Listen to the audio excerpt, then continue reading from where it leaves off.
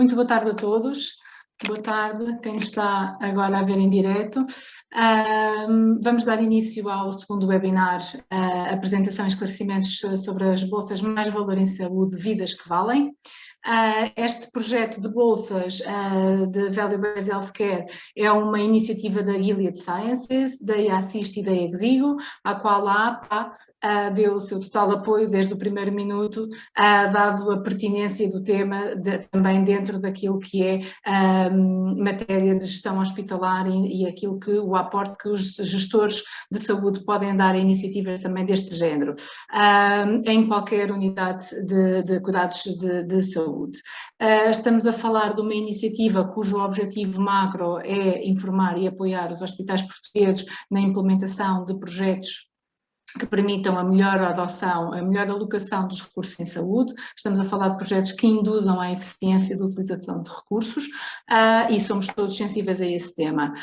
Tendo em conta o apoio que a APA ofereceu a esta iniciativa, decidimos que era importante criarmos estas duas sessões, portanto hoje é a segunda, ocorreu a primeira já há cerca de umas 2 semanas atrás, portanto este momento é então importante para esclarecermos as dúvidas aos potenciais participantes, como é que funciona o acesso a estas bolsas, o regulamento principal de acesso.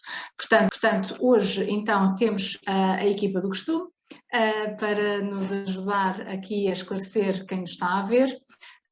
Temos então o Dr. Manuel Delgado e o Dr. Hugo Lopes da IASSIST e o Dr. Bjorn van der Wal e o Dr. Van der Wal, peço desculpa, e o Dr. Jorge Félix da IASIGO, cada um com apresentações de cerca de 10 minutos. Vamos aproveitar a sessão de hoje para responder a questões que entretanto nos têm feito chegar, principalmente à IASSIST, aliás aos três, portanto a IASSIST, a APA e a Exigo, questões sobre o funcionamento mais prático e portanto nós vamos já tentar responder às questões que nos têm colocado, que provavelmente serão também as dúvidas que quem nos está a ver neste momento poderá ter. Portanto, depois destas apresentações de 10 minutos, teremos um período de 20 minutos para perguntas e respostas. Portanto, aquilo que eu vos peço é para colocarem as vossas questões que vão tendo ao longo das apresentações no chat, no bate-papo da plataforma, e eu depois colocarei essas questões no final a cada interveniente e faremos a gestão dessas respostas. Portanto, 2 avisos ainda da minha parte, antes de passarmos ao Dr. Manuel Delgado. Queria então avisar que este webinar está também a ser transmitido no Facebook da APA. Mas quem nos vê por essa plataforma não tem acesso a esta interação, portanto não pode colocar perguntas, apenas quem está no Zoom connosco, mas caso queiram rever ou depois recomendar também isto a colegas na aproximação das candidaturas, etc., podem ver depois este vídeo no canal YouTube da APA, que vai estar, o upload vai ser feito durante as próximas 24 horas. Portanto, também deixo o convite para visitarem este canal e subscreverem o canal de YouTube da APA. Posto isto, passo então a palavra ao Dr. Manuel Delgado, que vai então da parte da IASSIST, mas diria aqui quase como owners, que somos todos um bocadinho deste projeto, explicar em que é que consiste esta iniciativa e esta bolsa. Muito boa tarde a todos. Este é o segundo webinar em que nós trazemos alguns esclarecimentos e explicações sobre o que são estas bolsas. Eu gostaria de começar por dar as boas-vindas a todos aqueles que tiveram a gentileza de se inscrever para este webinar explicativo, dizer que é um privilégio poder contarmos com as pessoas que estão interessadas em ter nos seus hospitais este tipo de projetos. Dizer-lhes também que o projeto é, como já foi referido pela doutora Catarina, uma iniciativa conjunta da Gilead com o apoio nosso da IASSIST, mas também da Exigo e também com o apoio, eu diria mais, de sponsorização geral por parte da Associação Portuguesa de Investigadores Hospitalares. As bolsas são 4, portanto, o que nós pomos em candidatura é a possibilidade de um hospital ganhar uma das 4 bolsas, só será atribuída uma bolsa por cada hospital e os projetos consistem, ou devem consistir, em iniciativas que promovam a criação de valor nos hospitais, sobretudo na perspectiva do utente, na perspectiva do cliente hospitalar, que são os doentes. A ideia é fazer com que os hospitais desenvolvam projetos, quer nas áreas da eficiência, quer na área da efetividade, quer na área da qualidade clínica, quer na área da segurança, que possam promover melhor serviço ao cliente, mais eficiência em termos de formas de trabalhar e melhores resultados para os cidadãos e ao fim e ao cabo, melhores resultados para a saúde. Ora bem, como é que os hospitais se podem candidatar? Têm que ir ao site da Gilead, preencher uma ficha de candidatura. Essa ficha de candidatura tem alguns passos que têm que ser dados, mas é de grande simplicidade em termos de preenchimento e, sobretudo, respeitar os prazos, porque o prazo limite das candidaturas termina já no dia 26 deste mês e, portanto, aqueles que ainda não se fizeram, ainda não fizeram as suas candidaturas e estejam eventualmente interessados, devem apressar-se porque temos um prazo muito curto já até ao dia 26. Depois aguardam a resposta. Estas candidaturas têm que obedecer a um conjunto de requisitos, sobretudo quanto ao modelo de projeto. Os projetos devem ser, sobretudo, inovadores, portanto, criativos, isto é, não, também podem fazê-lo, não é? Mas terão menos valor projetos que repitam projetos anteriores e que todos nós já conhecemos, portanto, criativos, e a inovação é muito importante. Multidisciplinares, daremos particular prioridade a projetos que envolvam profissionais de diferentes áreas, da enfermagem, dos médicos, da gestão hospitalar, das tecnologias em saúde, da farmácia, por exemplo. São projetos muito bem-vindos e também haverá a intenção de termos em carteira projetos com forte probabilidade de implementação.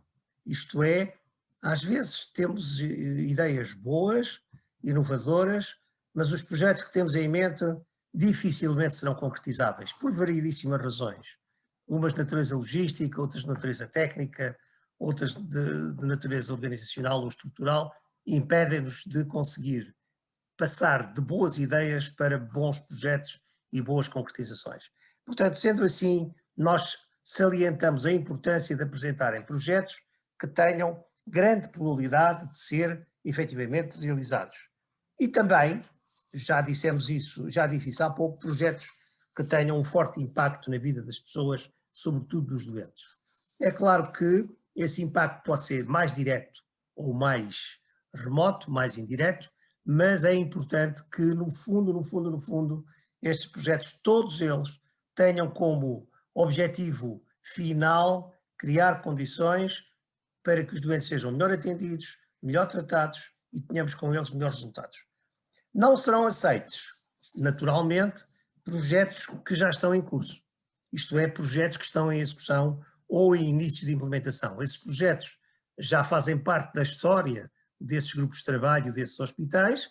Nós queremos mesmo apostar em projetos em que nós temos a noção de que estamos a apoiar a inovação e não a repetir ou a desenvolver projetos já em curso. Portanto, estes estarão fora do nosso âmbito de intervenção. A IASIST e a EXIGO, mas a EXIGO falará depois, a IASIST terá aqui o papel de apoio no desenvolvimento de 2 destas bolsas. Em função dos projetos que serão apresentados, nós e a EXIGO faremos uma distribuição interna das 4 bolsas, nós ficando com 2 e a EXIGO com as outras 2, e o nosso trabalho, e essa é que é a mais-valia destas bolsas para os hospitais, é ter o apoio destas 2 entidades que estão no terreno há bastantes anos a trabalhar, e nós, e às vezes, trabalhamos muito na área da avaliação dos resultados clínicos e portanto, do benchmarking, e estamos particularmente à vontade para apoiar este tipo de projetos e teremos muito gosto em ter do nosso lado dois dos projetos ganhadores. Muito obrigado. Muito obrigada, Dr. Manuel Delgado. Passaria então a palavra ao Dr. Bjorn para nos falar sobre como se concretiza esta candidatura e estas bolsas. Obrigada. Obrigado, Catarina.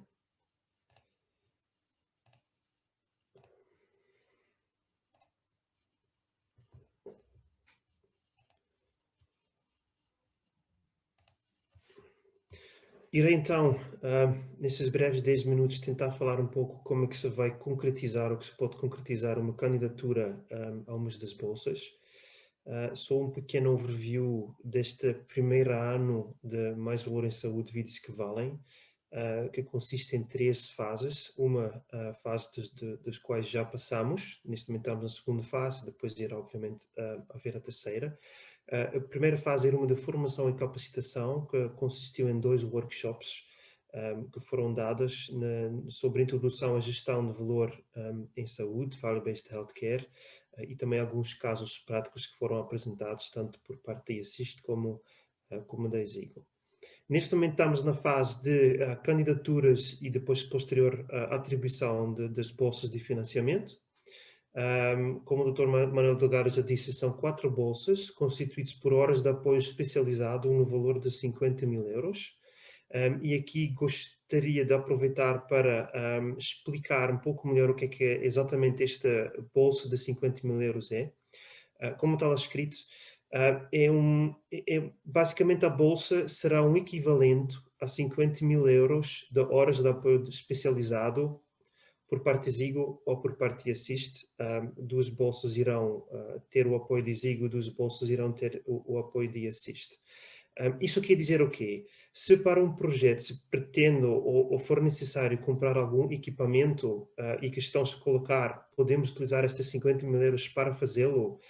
Nesse sentido, não, porque nunca será entregue um valor monetário nestas bolsas. O que está entregue é, pronto, este apoio especializado no equivalente de 50.000 euros. Para fazer as candidaturas, basta aceder ao site www.maisvaloremsaude.pt, que irei explicar com mais detalhe a seguir.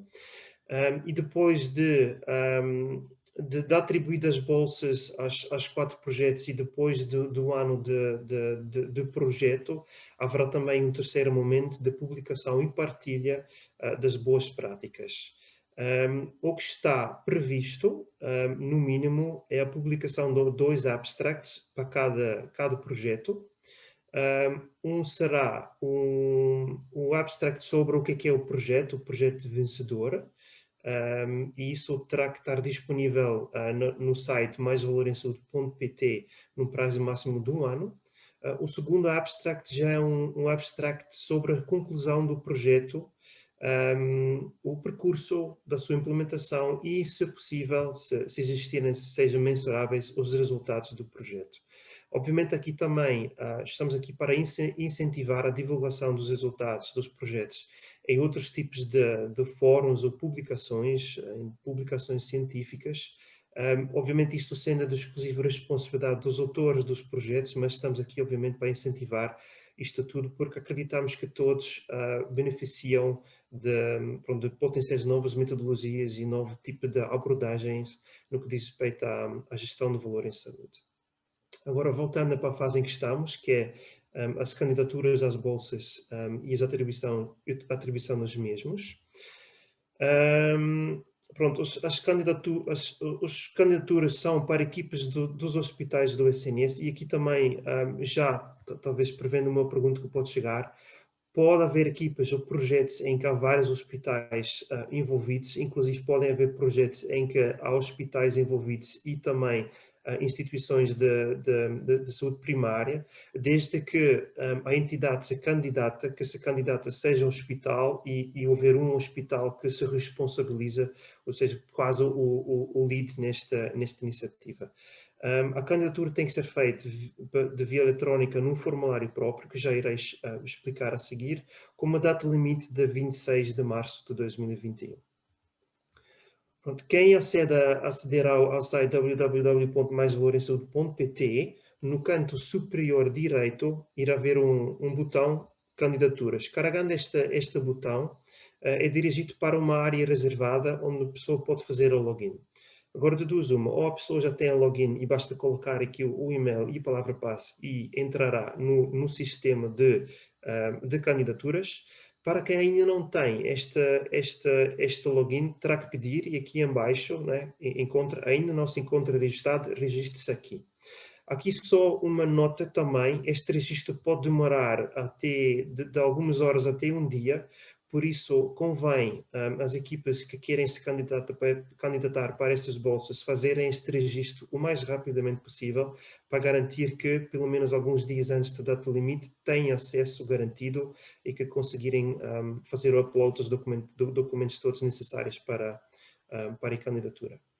Quem tem este login, coloca o e-mail e palavra-passe e depois entrará na área reservada à candidatura, onde, para as equipes que ainda não submeteram nenhuma candidatura, irão encontrar esta tela vazia, que tem uma lista de candidaturas sem candidaturas. Basta carregar no botão mais nova candidatura para entrar ou registrar uma candidatura. E ao fazer isto, depois entrará aqui no parte do site em que há um formulário eletrónico. Neste formulário eletrónico tem que ser preenchido, peço desculpa, o nome da pessoa responsável para a candidatura, que será a pessoa de contacto do projeto, o nome, e-mail e o telefone. Tem que ser escolhido também a área do projeto. Isto a seguir o Dr. Jorge Félix já irá explicar com mais detalhe o que é que cada uma destas áreas de projetos implica ou o que querem dizer.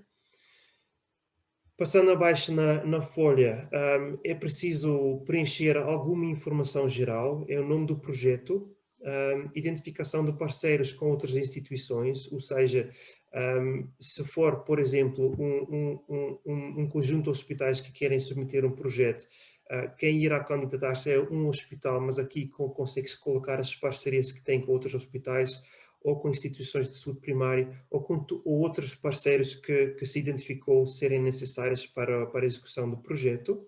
Tem que se identificar o número de pessoas que fará parte da equipa do projeto aqui nesta Dropbox e depois colocar o nome completo de cada um dos elementos que fazem parte desta equipa. Também para cada pessoa identificada aqui como membro da equipa tem que ser feito o upload, o carregamento do currículo vitae das pessoas, e aqui tem que ser todos juntos num ficheiro único zipado que pode ter um tamanho máximo só de 30 megabytes. Passando ainda mais para baixo, neste formulário eletrónico, vem alguns detalhes do projeto, uma descrição sumária do projeto, explicando basicamente o que é que se pretende fazer, alterar, mudar um paradigma para o bem dos doentes, como o Dr. Manuel Delgado explicou há pouco. E depois também ter aqui um sumário dos objetivos do projeto. Reparem aqui que estas caixas estão limitadas a um total de 2.000 caracteres, que não é assim tanto. E quero também aqui chamar a atenção que este formulário é preciso preenchê-lo todo, contudo, a verdadeira documentação que irá ser avaliado pelo júri vem a seguir e não é de preenchimento aqui neste formulário eletrónico. Depois aqui tem que -se também identificar se há cofinanciamento para o projeto, ou seja, se já existir um outro tipo de bolsa, outro tipo de financiamento que já se conseguiu para o projeto, tem que ser declarado aqui. E em caso afirmativo, como está aqui escrito, tem que se preencher a declaração de interesses, identificar a fonte de financiamento e também o valor que está associado. Pronto, e aqui vem depois os verdadeiros documentos da candidatura, que também é um ficheiro único, zipado, que tem que ser carregado no sistema, aqui neste botão, Choose File, certo? Agora, o que é que tem que ser carregado? Pode ser um documento único, pode ser um conjunto de documentos, desde que seja um ficheiro único zipado, e aqui um checklist de componentes obrigatórios. Uma pessoa carrega aqui neste checklist obrigatório, será dirigido para um outro ficheiro, que é este aqui, que descreve com algum detalhe aquilo que tem que ser submetido. Temos aqui seis rúbricas. Diz respeito ao que é o projeto.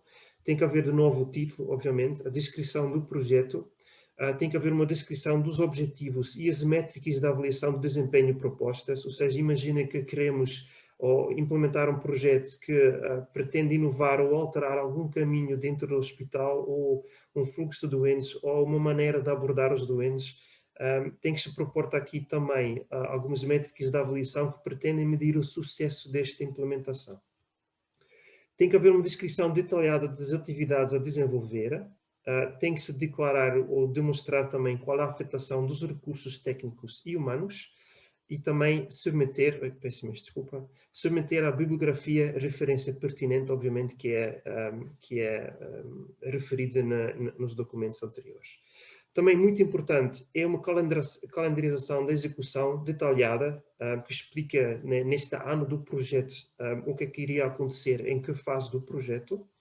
Tem que haver também um caderno de encargos detalhado, itemizado, que explica basicamente os gastos que se prevê ter com o projeto e os custos associados ao mesmo. Tem que haver também a submissão da declaração da instituição hospitalar, que confirma que, de facto, o projeto foi autorizado e que a afetação prevista dos equipamentos e dos meios humanos também foi autorizado pelo hospital. Também aqui, voltando àquilo que já falamos há pouco, tem que haver a declaração de desinteresse, ou seja, quando há outras fontes de financiamento, tem que se declarar quais é que são e também referir o valor de financiamento que está em causa. E depois há aqui hipóteses, fora destes documentos obrigatórios aqui identificados, também há a hipótese de fazer o upload de outros documentos que a equipa achar pertinente para a candidatura e que podem ser de interesse para o júri. Pronto, carregando este ficheiro, depois temos duas hipóteses: podemos guardar uma rascunha ou submeter. Guardando a rascunha, fica o formulário eletrónico preenchido e também os ficheiros que se fez o upload ficam guardados até ser mesmo submetido. Aqui também eu aviso: quem não submeter e deixar a candidatura como rascunha não contará, obviamente, para as bolsas, porque não será considerado como uma candidatura finalizada. Mas deu aqui, por exemplo, fiz um pequeno projeto teste guardando como rascunha.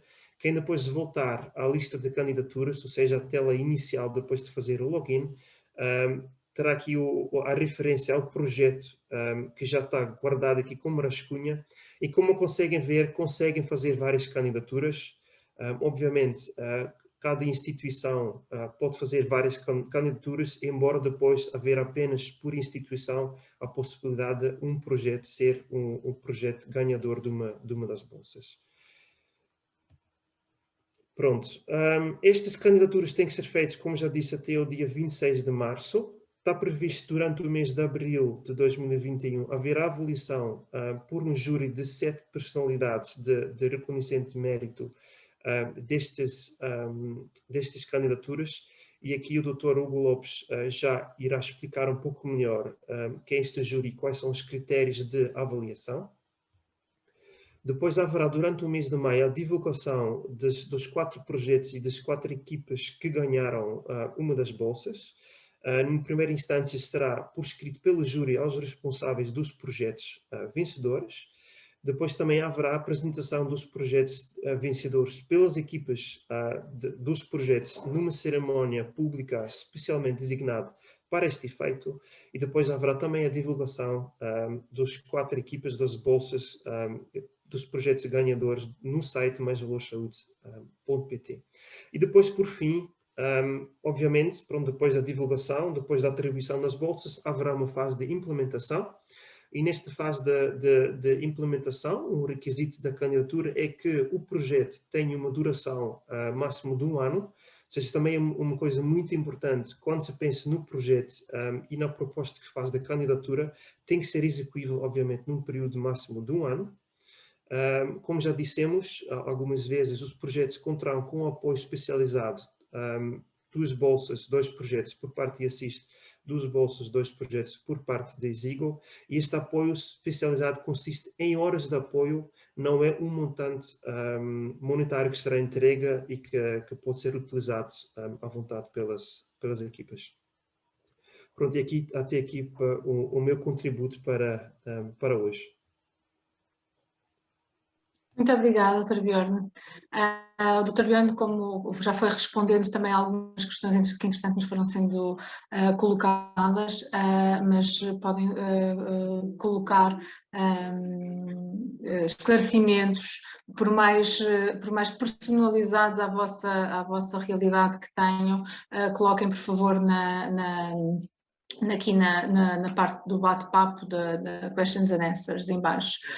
Vamos passar então à apresentação do Dr. Jorge Félix, da Exigo, que nos vai então explicar que tipologia de projetos podem então concorrer a este programa de bolsas. Obrigado, Obrigada. Catarina. Boa tarde a todos. Eu vou então compartilhar também a minha tela.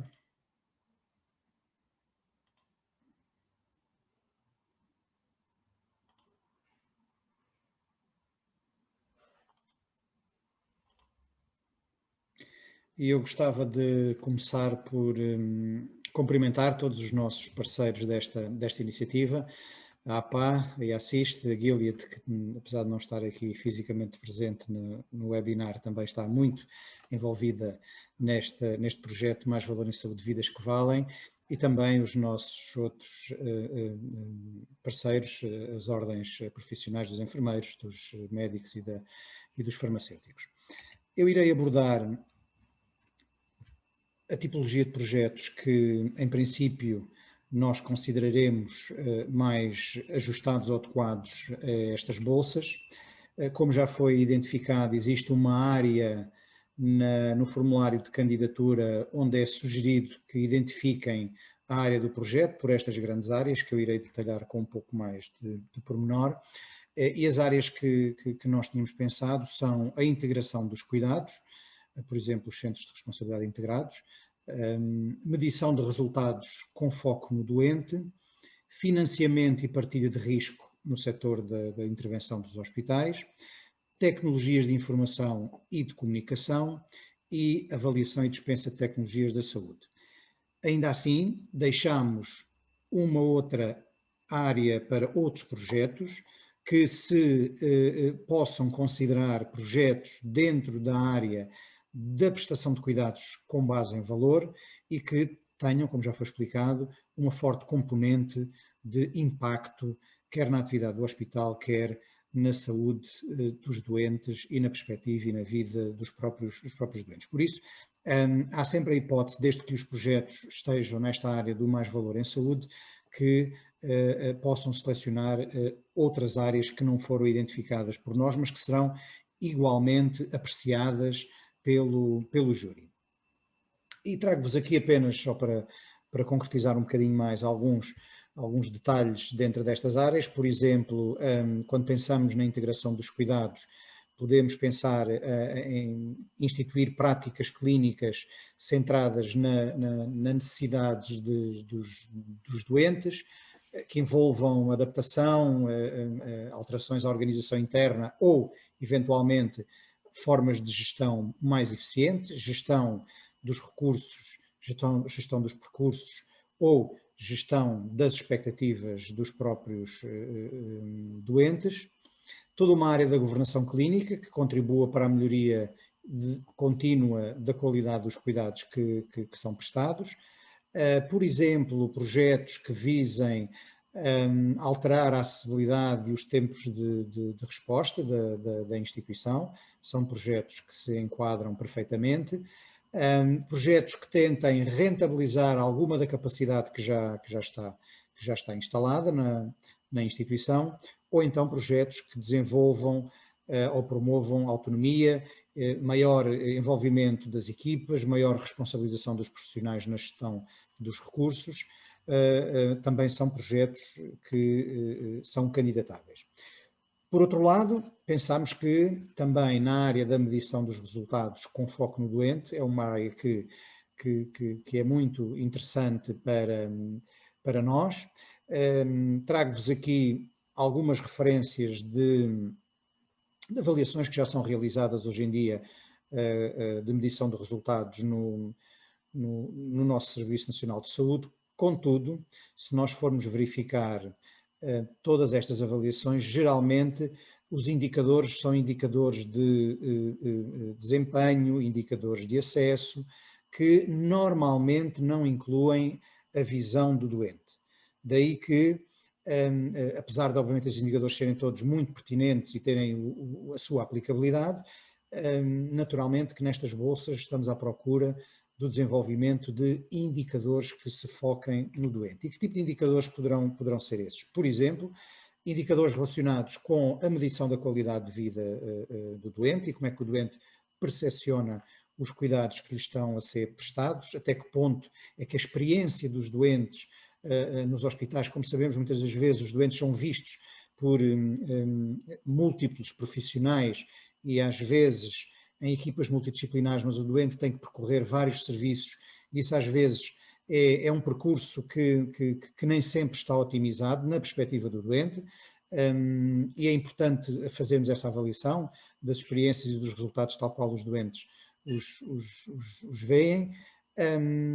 Por exemplo, também podemos considerar projetos que tentem revelar o benefício da maior participação dos doentes nas decisões que são tomadas, obviamente nas decisões tomadas em função das suas necessidades clínicas, mas também, por exemplo, o desenvolvimento daquilo que se designa como PRPROMs, Patient Reported Measures, ou seja, medidas que avaliam a perspectiva do doente, ou a aplicação destes questionários que muitos deles também já existem desenvolvidos. A integração, por exemplo, de um destes questionários num circuito de prestação de cuidados que já existe dentro de uma determinada instituição, ou mesmo, por exemplo, a instituição propor-se a incluir um destes questionários como uma rotina na sua avaliação de desempenho perante determinadas patologias ou um grupo de doentes. Na área do financiamento e da partilha de risco, podemos pensar em modelos inovadores de contratualização, como por exemplo, diferentes níveis de contratualização dentro da mesma instituição, desde que obviamente incidam sobre a componente do valor e não apenas, por exemplo, apenas meramente financeira. Monitorização, por exemplo, do financiamento com base em valor ou a partilha de risco na aquisição das tecnologias de saúde, desde que essa partilha de risco envolva um elemento de avaliação de valor, naturalmente será também uma área de interesse para as nossas bolsas Mais Valor em Saúde, vidas que valem. Na área das tecnologias de informação e comunicação, para não me alongar muito, por exemplo, a integração dos cuidados secundários com os cuidados primários, uma área que tipicamente carece de maior integração no nosso sistema de saúde, reconhecido por muita gente e por várias entidades, ao nível da gestão e do planeamento dos recursos, ou seja, como introduzir novas formas de olhar para a informação e de a comunicar o que é que poderá daí resultar como melhorias de gestão e de planeamento dos recursos, não só recursos físicos, humanos, mas também tecnológicos, e plataformas de suporte à decisão, claramente que é uma das áreas que poderá também ser elegível para estas candidaturas.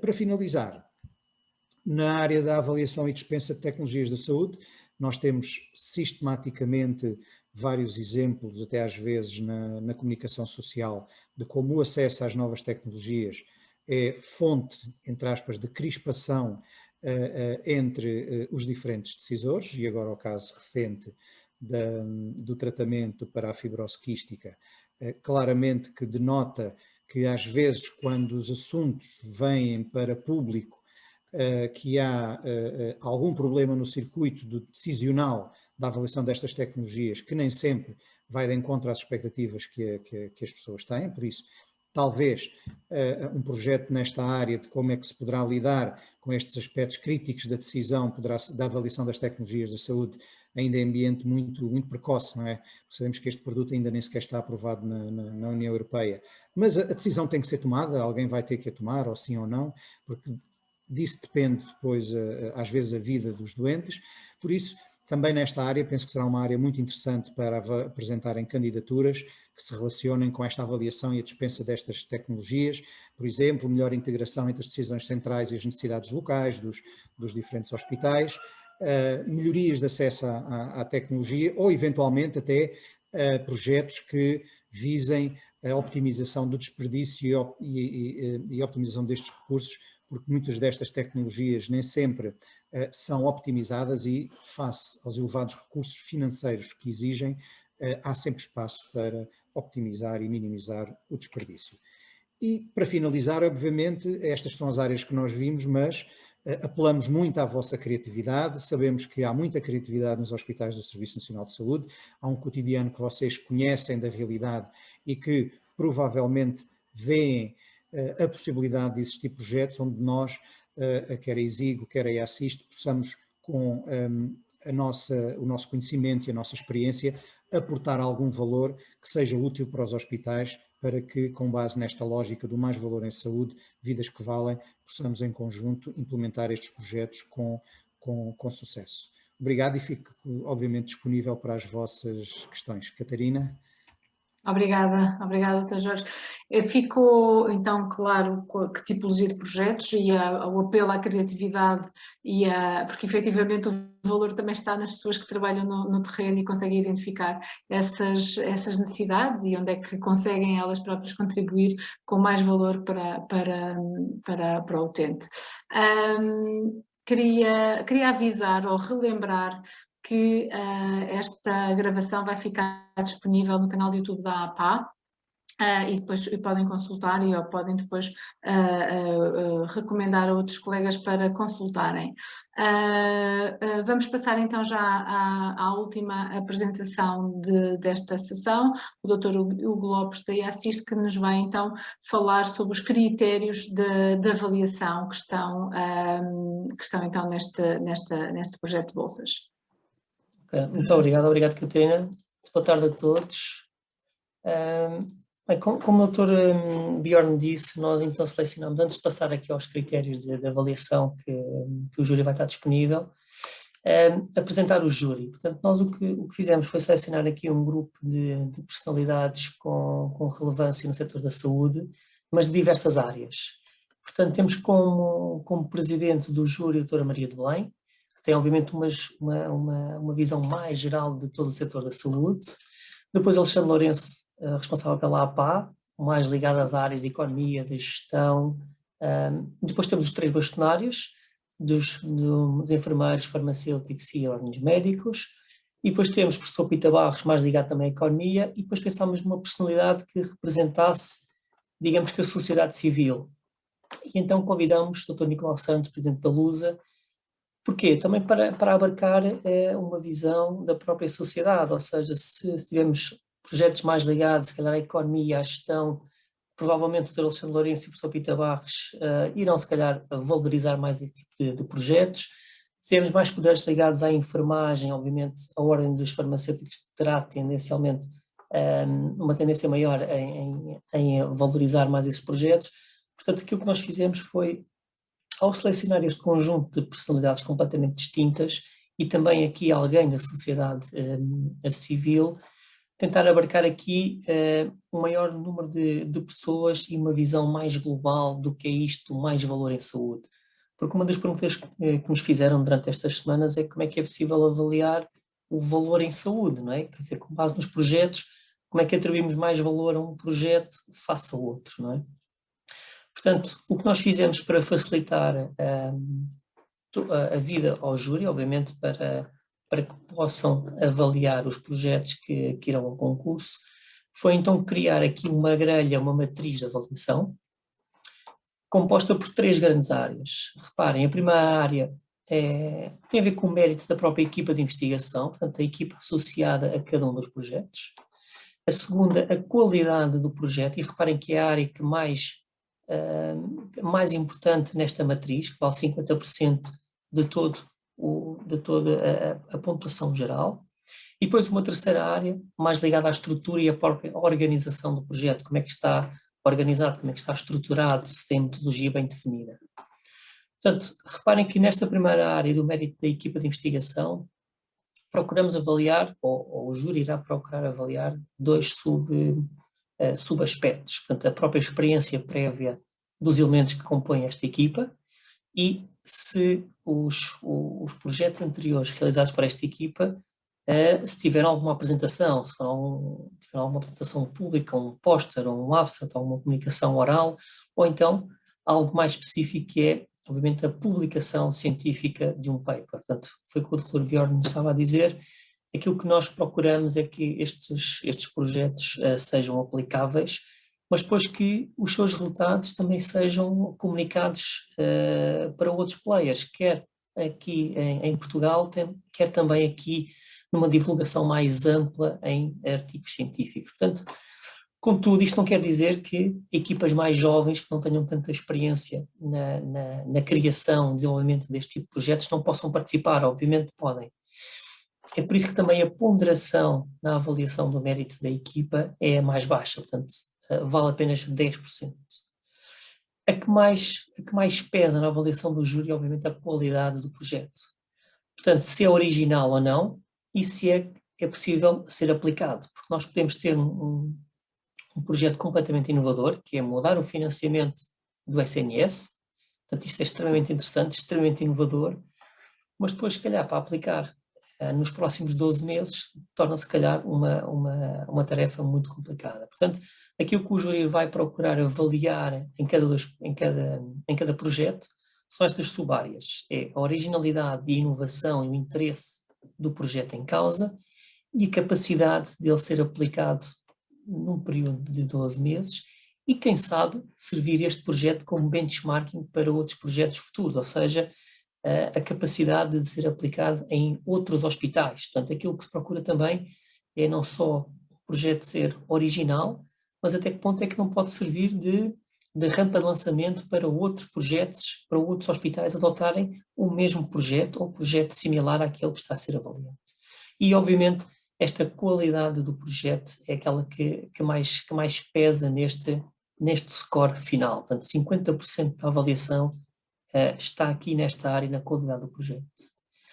Finalmente, a última área ligada à estrutura e organização do próprio projeto. Portanto, convém os projetos terem um bom enquadramento metodológico, portanto, que haja obviamente uma revisão, não queremos uma revisão sistemática da literatura, mas que haja já aqui um cuidado e um procurar de alguma robustez, de alguma consolidação de alguns indicadores, ou uma consolidação de conceitos, portanto, uma metodologia bem enquadrada e bem descrita. No que diz respeito aos deliverables, portanto, lá está, temos que planear este projeto a 12 meses.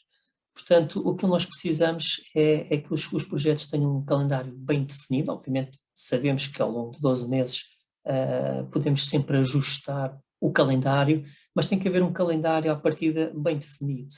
Ou seja, nos primeiros 3 meses iremos realizar a revisão bibliográfica, a definição de indicadores, etc.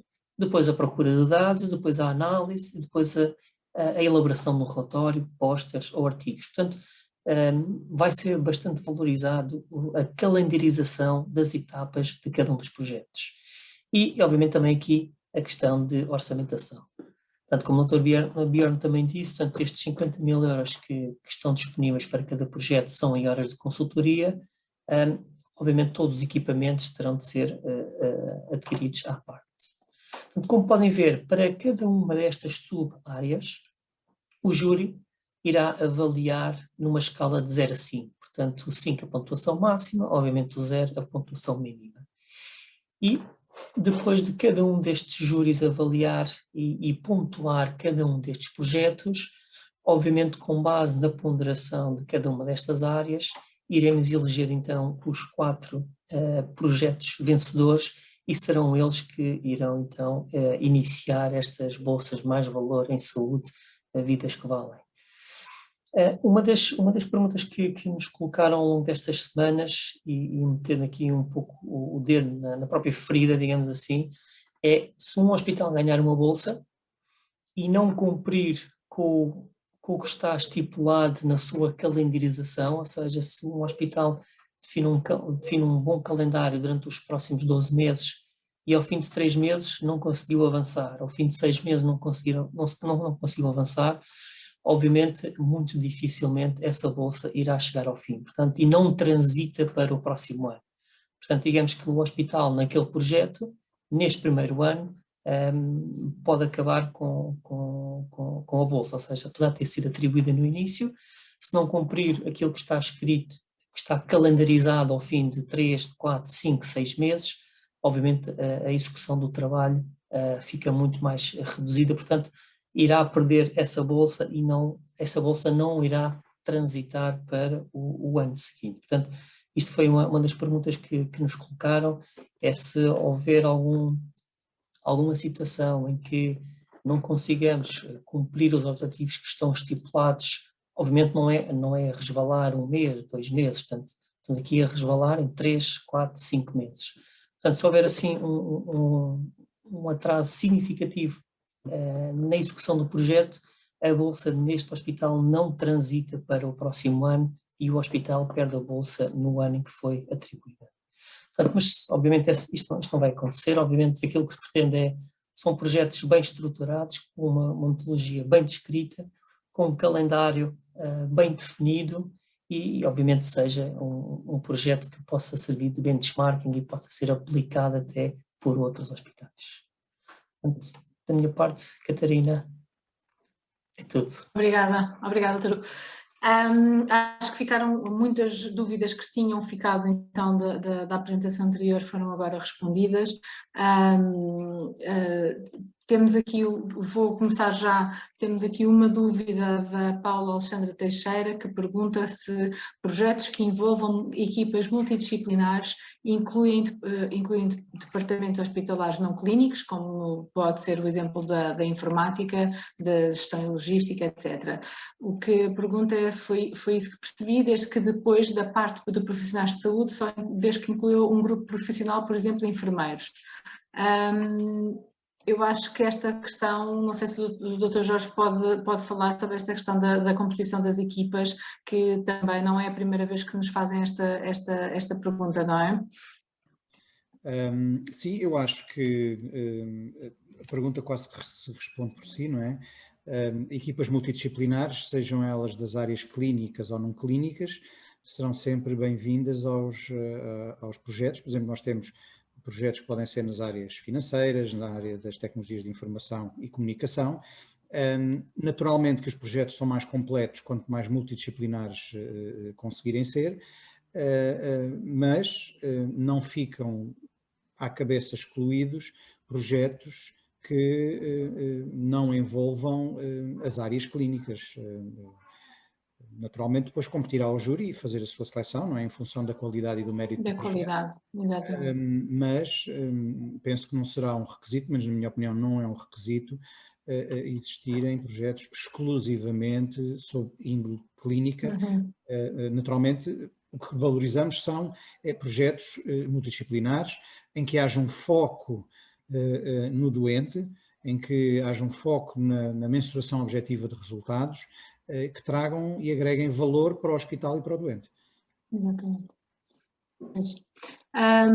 Nós temos neste momento 23 participantes, não temos mais questões colocadas aqui na nossa plataforma, portanto eu acho que vamos, enquanto desafio estas pessoas para nos colocarem aqui questões, por mais específicas que sejam, as vossas dúvidas podem responder a dúvidas de colegas, portanto escrevam e coloquem questões ou comentários, também pode ser uma forma de colocar aqui, de responder algumas perguntas, algumas dúvidas.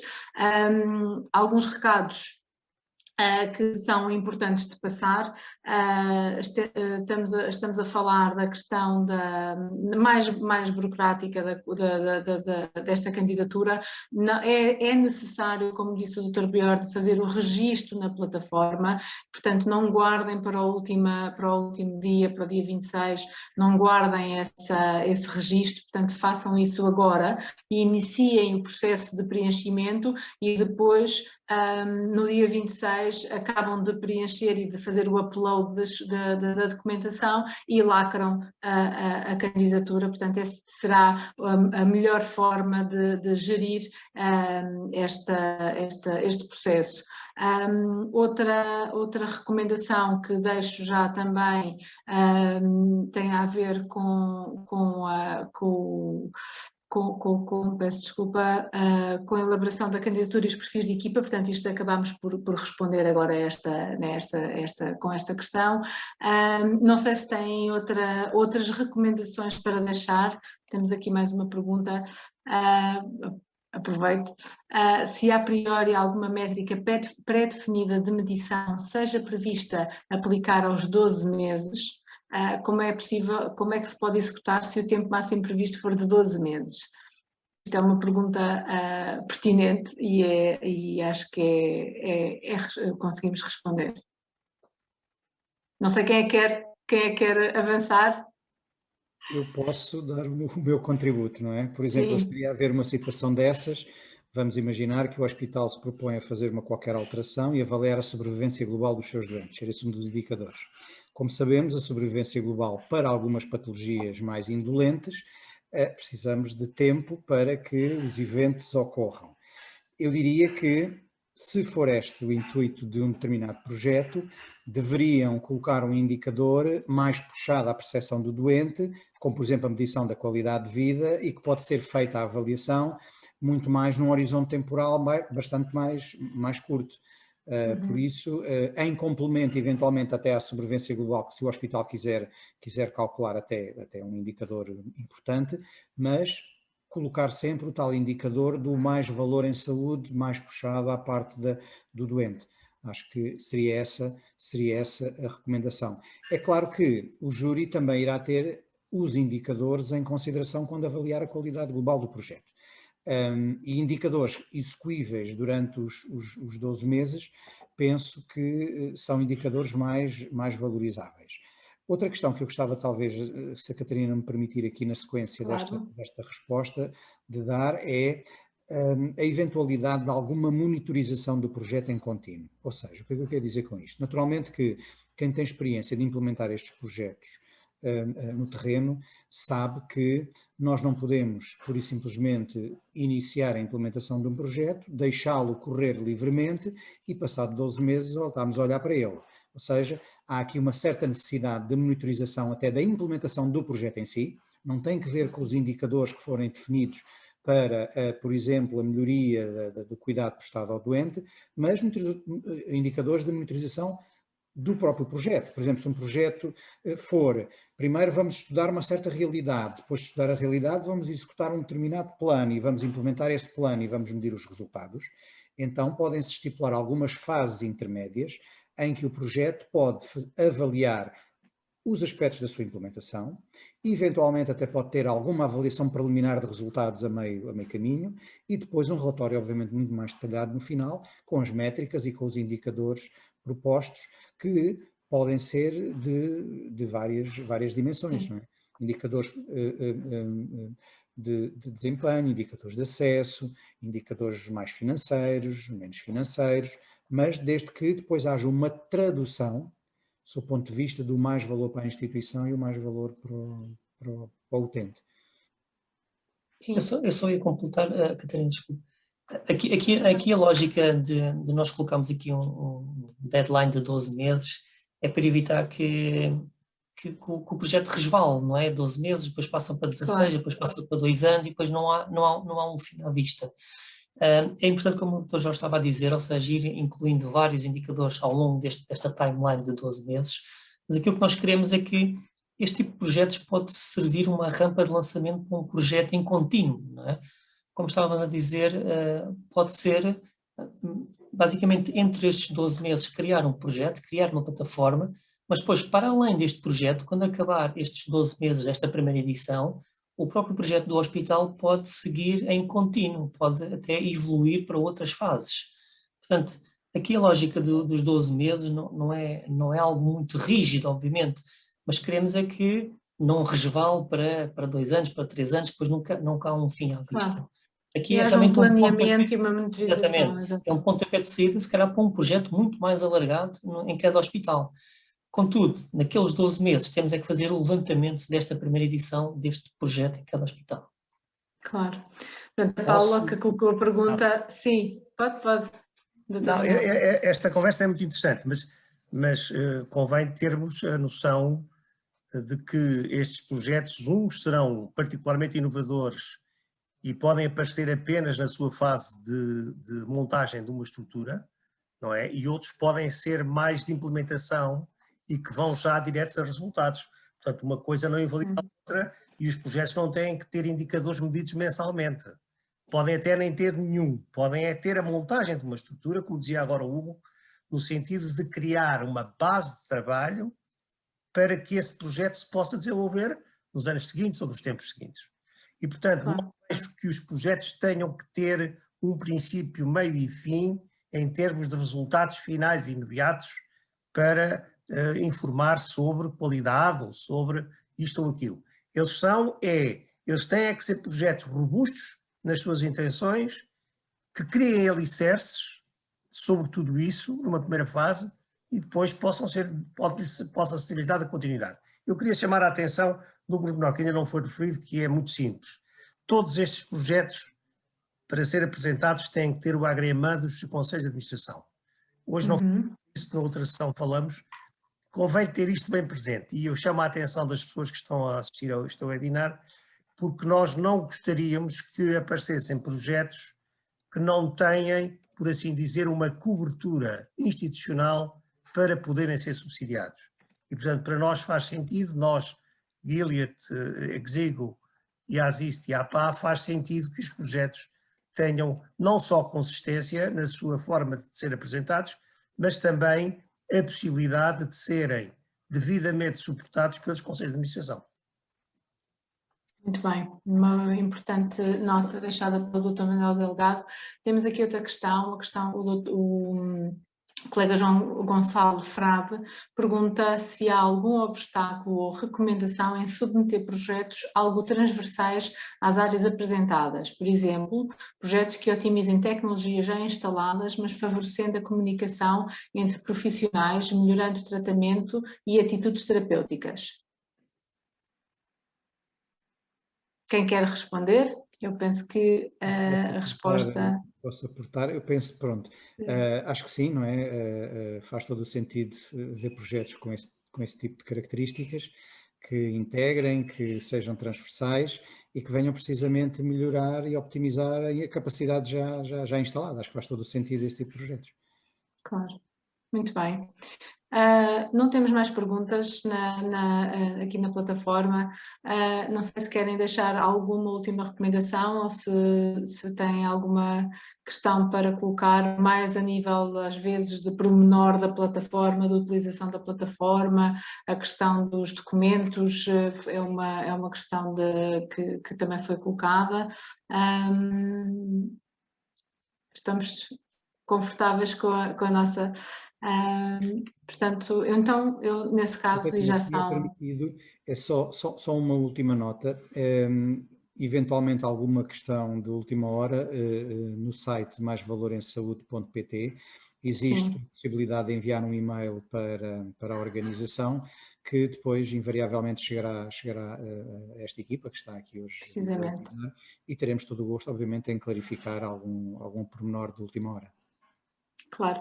Pronto, então eu agradeço ao Dr. Jorge, já não preciso fazer essa recomendação, já ficou feita. Qualquer questão então que tenham, por favor, utilizem os canais, mas pronto, então vou finalizar o nosso webinar, a nossa sessão de esclarecimentos.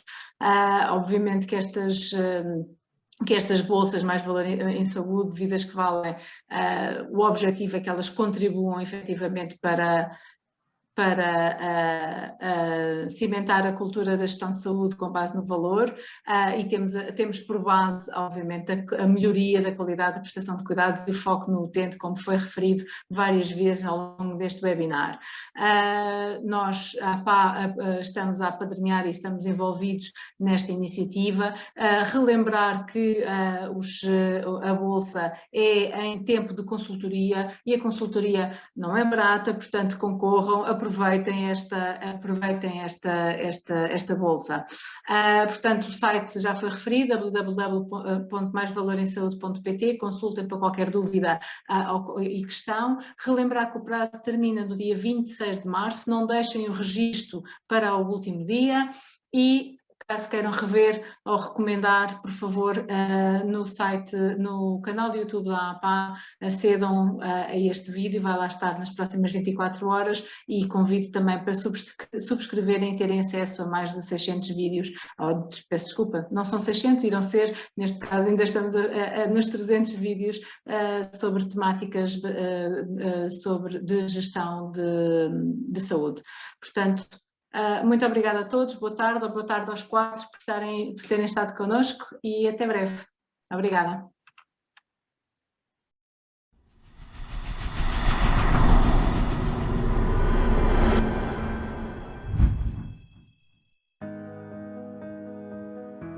Realmente uma abordagem de Value-Based Healthcare é muito relevante para a administração hospitalar. Por um lado, um dos grandes objetivos, se não o maior objetivo que incumbe a quem gere serviços de saúde, é prestar cuidados da forma mais efetiva. Esta ideia de cuidados de valor em saúde conta essencialmente com duas grandes áreas. Uma é o atingimento de resultados relevantes do ponto de vista clínico, mas também de resultados para os doentes. E depois, por outro lado, é este valor, este resultado, dividido pelos custos gerados. Evidentemente, se tivermos em foco este resultado, o valor clínico e o valor para os doentes, e se o compararmos e analisarmos também em função do custo realizado, podemos ter opções concretas em termos de aumento da efetividade da prestação de cuidados, nomeadamente na alocação de recursos para áreas que criem maior valor, incluindo recursos humanos, recursos financeiros, recursos físicos, e aí sim estes novos projetos podem vir dar um grande alento e experiência às administrações dos hospitais, aos administradores hospitalares, para termos uma cultura generalizada e de implementação do Value-Based Healthcare. Então, esta iniciativa é importantíssima e convido todos os hospitais, todos os gestores de serviço de saúde, todos os administradores hospitalares a apresentarem candidaturas para a implementação de projetos de Value-Based Healthcare. Esta é uma grande oportunidade para melhorarmos, portanto contamos consigo.